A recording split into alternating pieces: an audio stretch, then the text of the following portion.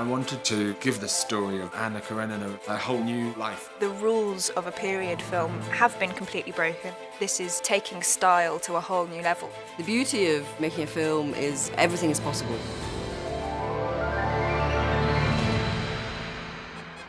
There are a lot of locations in the script. So I go to locations in Russia and they say, yes, we have made 7 Anna Kareninas here.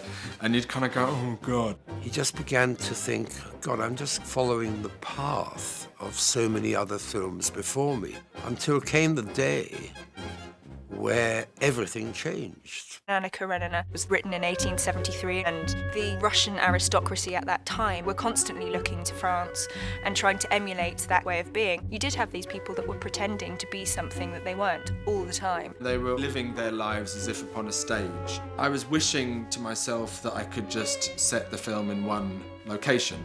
And this gave me the idea to set the majority of the film in a theatre. When we all got to hear of it, it energised everybody. We built this enormous mid-19th century theatre set, and it became this magical space. The first time I walked into the theatre was marvellous. I had only seen pictures. What is the point in doing it safely? And what's the point of doing it if you're not totally challenged by it? I think it gives Joe more freedom, actually. He doesn't have rules by which he has to stick to, so it means he can be much freer as a filmmaker. You're going behind.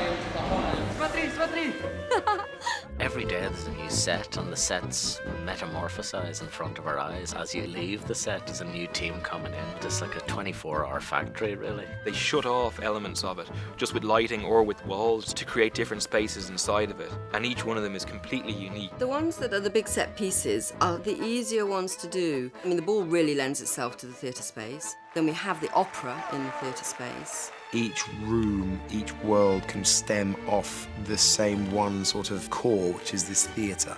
You know as soon as you enter a theatre that you're required to use your imagination, so it's always a space that totally changes. Just like that was an ice rink, and then I'm suddenly filled with chandeliers. When we see the Oblonskys, who are in the prop room, that is their drawing room. When we see them in the dining room, which is a paint frame, it's their dining room. So once we're in and we know where we are absolutely believing that these things are happening within this space. Who is he? He's a rich, good-looking cavalry officer with nothing better to do than make love to pretty women.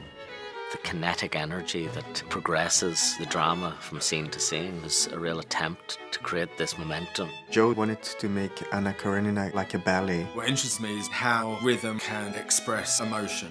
The ball scene in particular, I loved shooting. It was a completely extraordinary thing, telling the story through the moves and how much a part of the character the dance sequence was. And then again, you know, how Joe was shooting it. It's rare that dancing is filmed well. You need sometimes to go further away or come closer in order to enhance the beauty of it. And so in that sense, I think Joe understands dance very, very well. And he dances along and the camera dances along. What was great was working with Dario, because for certain scenes he already wrote the music beforehand. His music inspired a certain way of thinking. All these scenes have come to life thanks to the music.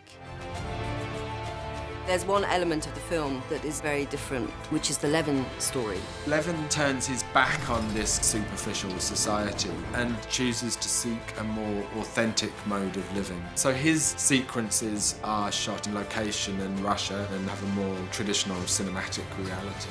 A great director, in my opinion, is somebody who can convincingly create a world on screen that the audience will believe in. The puppet theatre that I grew up in was a crazy, beautiful, handmade world, and that's what we tried to create with this film.